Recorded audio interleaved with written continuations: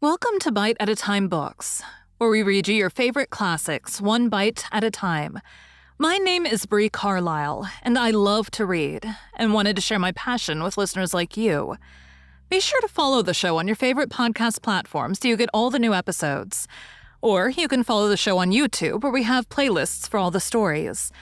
You can find us on all the social medias at Bite at a Time Books, or on our website, biteatatimebooks.com, where you can also sign up for our newsletter for more information on what we're reading and what's coming next for the podcasts.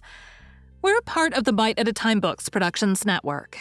If you'd also like to hear what inspired your favorite classic author to write their novels, and what was going on in the world at the time, check out the Bite at a Time Books Behind the Story podcast, Tuesdays, wherever you listen to podcasts. Today we'll be continuing Dracula by Bram Stoker. Chapter 19. Bite 2. A few minutes later, I saw Morris step suddenly back from a corner which he was examining. We all followed his movements with our eyes, for undoubtedly some nervousness was growing on us, and we saw a whole mass of phosphorescence which twinkled like stars. We all instinctively drew back. The whole place was becoming alive with rats. For a moment or two, we stood appalled, all save Lord Godalming, who was seemingly prepared for such an emergency.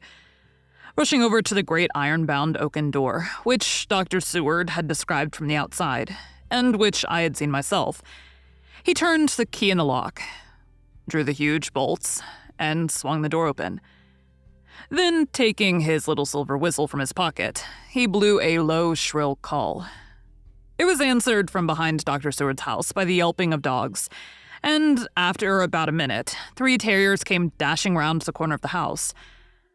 Unconsciously, we had all moved towards the door, and as we moved, I noticed that the dust had been much disturbed. The boxes which had been taken out had been brought this way. But even in the minute that had elapsed, the number of the rats had vastly increased. They seemed to swarm over the place all at once, till the lamplight, shining on their moving dark bodies and glittering baleful eyes, made the place look like a bank of earth set with fireflies. The dogs dashed on, but at the threshold suddenly stopped and snarled, and then, simultaneously lifting their noses, began to howl in most lugubrious fashion. The rats were multiplying in thousands, and we moved out. Lord Godalming lifted one of the dogs, and carrying him in, placed him on the floor. The instant his feet touched the ground, he seemed to recover his courage and rushed at his natural enemies. They fled before him so fast that before he had shaken the life out of a score, the other dogs, who had by now been lifted in the same manner, had but small prey ere the whole mass had vanished. With their going, it seemed as if some evil presence had departed, for the dogs frisked about and barked merrily as they made sudden darts at their prostrate foes, and turned them over and over, and tossed them in the air with vicious shakes. We all seemed to find our spirits rise.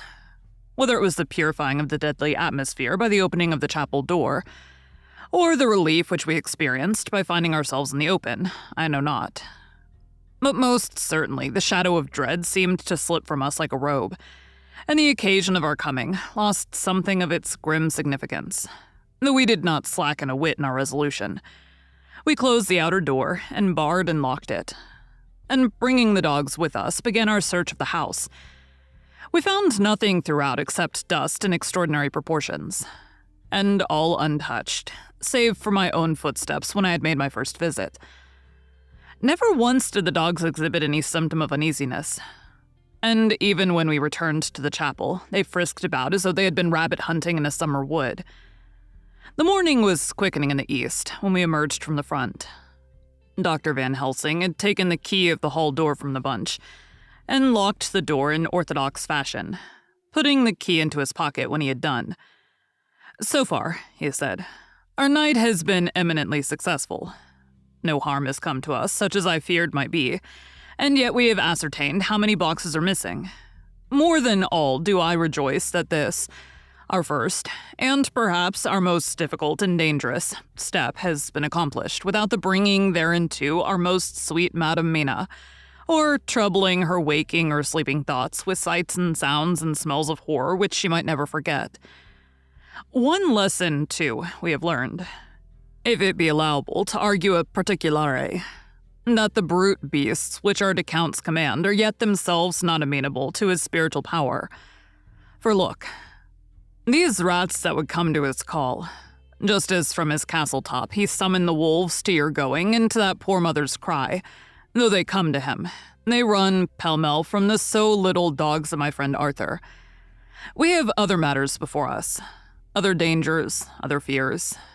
And that monster, he has not used his power over the brute world for the only or the last time tonight. So be it that he has gone elsewhere. Good. It has given us opportunity to cry check in some ways in this chess game, which we play for the sake of human souls. And now let us go home. The dawn is close at hand, and we have reason to be content with our first night's work. It may be ordained that we have many nights and days to follow, if full of peril, but we must go on, and from no danger shall we shrink. The house was silent when we got back, save for some poor creature who was screaming away in one of the distant wards, and a low, moaning sound from Renfield's room. The poor wretch was doubtless torturing himself, after the manner of the insane, with needless thoughts of pain. I came tiptoe into our own room and found Mina asleep, breathing so softly that I had to put my ear down to hear it. She looks paler than usual. I hope the meeting tonight has not upset her. I'm truly thankful that she is to be left out of our future work, and even of our deliberations. It is too great a strain for a woman to bear. I did not think so at first, but I know better now. Therefore, I'm glad that it is settled. There may be things which would frighten her to hear, and yet to conceal them from her might be worse than to tell her if once she suspected that there was any concealment. Henceforth, our work is to be a sealed book to her, till at least such time as we can tell her that all is finished, and the earth free from a monster of the netherworld. I dare say it will be difficult to begin to keep silence after such confidence as ours. But I must be resolute.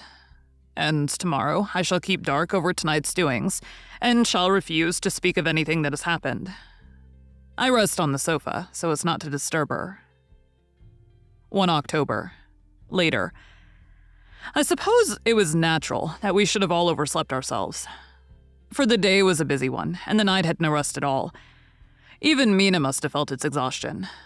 For though I slept till the sun was high, I was awake before her, and had to call 2 or 3 times before she awoke. Indeed, she was so sound asleep that for a few seconds she did not recognize me, but looked at me with a sort of blank terror, as one looks who has been waked out of a bad dream. She complained a little of being tired, and I let her rest till later in the day. We now know of 21 boxes having been removed, and if it be that several were taken in any of these removals, we may be able to trace them all. Such will, of course, immensely simplify our labor, and the sooner the matter is attended to, the better. I shall look up Thomas Snelling today. Dr. Seward's diary. 1 October. It was towards noon when I was awakened by the professor walking into my room. He was more jolly and cheerful than usual, and it is quite evident that last night's work has helped to take some of the brooding weight off his mind. After going over the adventure of the night, he suddenly said, "Your patient interests me much. May it be that with you I visit him this morning. Or if that you are to occupy, I can go alone if it may be. It is a new experience to me to find a lunatic who talk philosophy and reason so sound." I had some work to do which pressed, so I told him that if he would go alone, I would be glad, as then I should not have to keep him waiting. So I called an attendant and gave him the necessary instructions. Before the professor left the room, I cautioned him against getting any false impression from my patient. But, he answered, I want him to talk of himself and of his delusion as to consuming live things.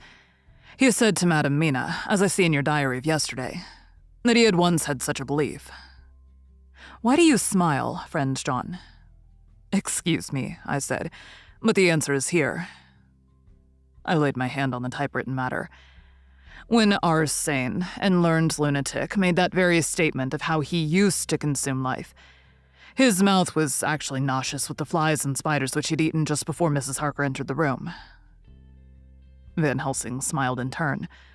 "Good," he said. "Your memory is true, friend John. I should have remembered, and yet it is this very obliquity of thought and memory which makes mental disease such a fascinating study. Perhaps I may gain more knowledge out of the folly of this madman than I shall from the teaching of the most wise. Who knows?" I went on with my work, and before long was through that in hand. It seemed that the time had been very short indeed. But there was Van Helsing back in the study. "Do I interrupt?" he asked politely as he stood at the door. "Not at all," I answered. "Come in. My work is finished, and I am free. I can go with you now if you like." "It is needless. I've seen him." "Well, I fear that he does not appraise me at much. Our interview was short. When I entered his room, he was sitting on a stool in the center, with his elbows on his knees, and his face was the picture of sullen discontent. I spoke to him as cheerfully as I could, and with such a measure of respect as I could assume. He made no reply whatever. "Do you know me?" I asked. His answer was not reassuring. "I know you well enough. You are the old fool Van Helsing. I wish you would take yourself and your idiotic brain theories somewhere else. Damn all thick-headed Dutchmen." Not a word more would he say, but sat in his implacable sullenness as indifferent to me as though I had not been in the room at all. Thus departed for this time my chance of much learning from this so clever lunatic. So I shall go, if I may, and cheer myself with a few happy words with that sweet soul, Madam Mina. Friend John, it does rejoice me unspeakable that she is no more to be pained, no more to be worried with our terrible things. Though we shall much miss her help, it is better so. "I agree with you with all my heart," I answered earnestly, for I did not want him to weaken in this matter. "Mrs. Harker is better out of it. Things are quite bad enough for us, all men of the world, and to have been in many tight places in our time. But it is no place for a woman. And if she had remained in touch with the affair, it would in time infallibly have wrecked her. So Van Helsing has gone to confer with Mrs. Harker, and Harker, Quincy, and Art are all out following up the clues as to the earth boxes. I shall finish my round of work, and we shall meet tonight." Thank you for joining Bite at a Time Books today, while we read a bite of one of your favorite classics. Again, my name is Bree Carlile, and I hope you join us tomorrow for the next bite of Dracula. If you enjoyed our show, be sure to follow us so you get all the new episodes. We would also love for you to drop us a rating on your favorite podcast platform. You can catch us on all the social medias at Bite at a Time Books, or check out our website, biteatatimebooks.com, where you can sign up for our newsletter. Our show is part of the Bite at a Time Books Productions Network. If you would also like to hear about the authors who write the books we read on the show, check out the Bite at a Time Books Behind the Story podcast, wherever you listen to podcasts, or on biteatatimebooksbehindthestory.com.